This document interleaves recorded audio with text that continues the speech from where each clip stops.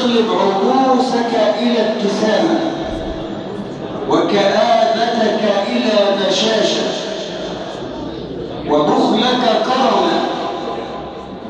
شوف يعني الإنسان يحول بنفسه.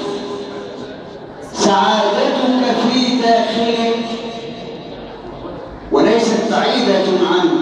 لا تبحث عن سعادتك بعيدا عن نفسك. داخلك إرادة متفائلة، داخلك أمس جميل تفكر فيه، غدا إنجاز رائع، أحلام جميلة، وهكذا تحلو الحياة. لا تستقيم الحياة أبدا بكثرة الغموم والهموم أبدا. اقلب عروسك إلى ابتسامة وكآبتك إلى بشاشة وبخلك كرما. اجعل المصائب أفراحا، اجعل الخسائر أرباحا. استمتع بحياتك، فالحياة قصيرة لا وقت فيها للغم. يا سلام. احيانا انا بصور محمد دلوقتي، موصلني اصور، الباب ده مقفول، موصلني اصور وبصور دلوقتي. وبعدين ففروا الى الله. انا متخيل تلاقيني يقول يا رب اصلح الحال، آمنا في أوطاننا، أنزل السكينة في قلوبنا.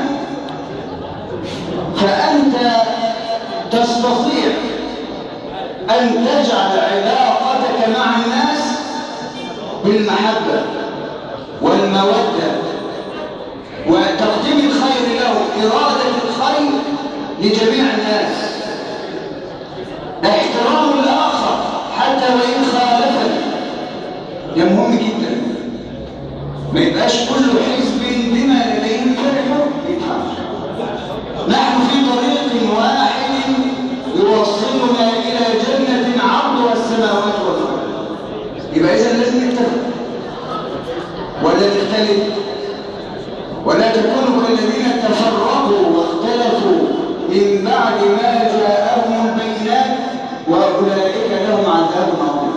يوم تبيض وجوه وتسود وجوه. اللهم بيض وجوهنا يا رب العالمين في جنة عرضها السماوات والأرض. الفرحة قريبة منا، البسمة والطرفة. والنبي صلى الله عليه وسلم خير من نشر البشاشة والابتسام. وكان النبي صلى الله عليه وسلم يطيب الخاطر. جاءه ثلاثة من الصحابة،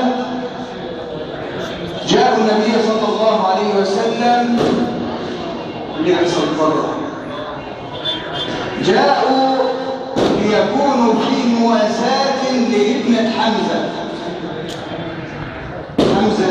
بن عبد المطلب، قد توفي وابنته تحتاج إلى رعاية وعناية. فقال لهم جزاكم الله خيرا. فابنة حمزة عند خالتها، لكن بده يقول حاجة تطيب الخاطر. شوف احنا محتاجين والله نطيب خاطر بعض. جميلني يا أخي، جميلني. المجاملة من الإسلام. فالنبي صلى الله عليه وسلم يقول لعلي بن أبي طالب أنت مني وأنا منك، ويطيب خاطر جعفر بن أبي طالب ويقول أشبهت خلقي وخلقي، ويقول لزيد بن حارثة يقول له زيد أخانا ومولانا. هو الخادم بتاعه تطيب الخاطر. النبي صلى الله عليه وسلم ينظر إلى زاهد يعني صحابي، لكن كان فيه بعض الصفات، أنه يتجهم وأنه يمكن أن يخطئ في الكلام مع الآخرين فليس محبوبا، ولكن النبي صلى الله عليه وسلم يأتيه ويطيب خاطره ويحتضنه من خلفه ثم يقول من يشتري العبد؟ فيقول الرسول صلى الله عليه وسلم يقول له من يشتري العبد؟ فيرد إذا تجدني خاسرا أو كاسدا. فيقول النبي صلى الله عليه وسلم شوف تطيب الخاطر، يقول له ولكنك عند الله غال،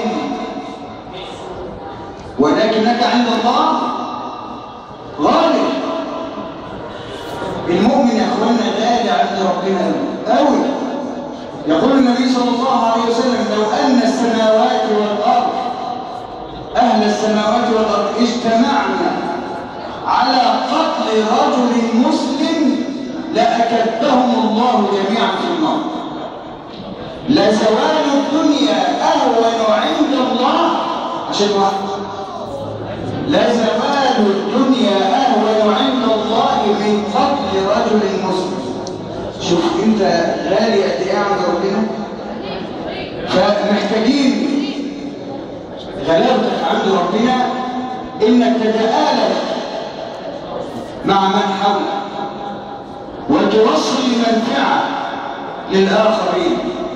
افضل الاعمال ادخال السرور على المؤمن، تكون سببا في السعاده ان لم تفرحه فلا تغمه، كما يقول يحيى بن معاذ رحمه الله. شيخ إكرام بيوم موجود؟ طب اتفضل حضرتك. لا انت هتتكلم بقى عن العشاء؟ لسه قد ايه؟ 5 دقايق؟ طيب شيخ إكرامي من الناس بحبهم جدا. شيخ إكرامي صوته طيب قريب الى قلبي والله، فأحبه جدا، أحبه في الله عز وجل. موجود على الانترنت ان شاء الله. فنسأل الله تبارك وتعالى ان يجمعنا دائما على المحبة والاحترام والألفة. لازم يا اخواننا نكسر بعض، لازم اكسرك وتكسرني، ما ينفعش نكسر بعض. في كتاب لا تحزن عنوان لا تحطمك التوافق. ممكن اختلف انا وانت على حاجه